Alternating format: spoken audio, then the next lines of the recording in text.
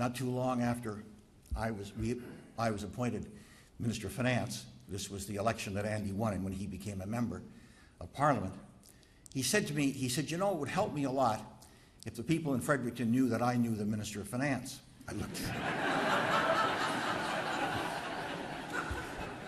I said, boy, Frank taught you badly.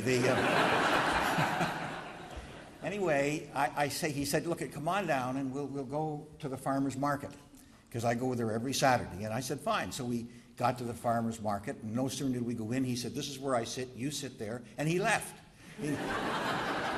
He left me all alone, and he walked around the place, and he was talking to people, and people kept coming by, and they kept looking, and they'd squint their eyes, and they'd say, well, finally, they'd say, well, you're not Andy Scott. And I said, no, combing my hair. And until finally two old guys, they were actually probably my age now, they came up to me and they said, what are you doing in Andy Scott's place? And I said, well, I'm a friend of Andy's and he's asked me to sit here. And they said, well, who are you? And I said, I'm Paul Martin. And they said, well, what do you do? It was at that point that I knew that my earth-shaking renown across the country probably hadn't gotten there. And I said, I'm the Minister of Finance. And they said, Andy Scott is a friend of the Minister of Finance? This can't be. And I said, well, I am.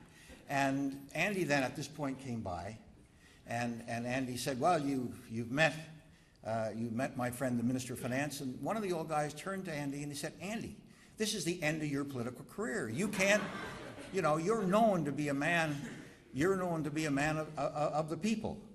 And then one of them said, you know what it is? It isn't that Paul Martin's here to bring popularity to Andy Scott. It's Andy Scott is here to bring popularity to Paul Martin. And as soon as he said that, the other old guy said to Andy, it'll never work.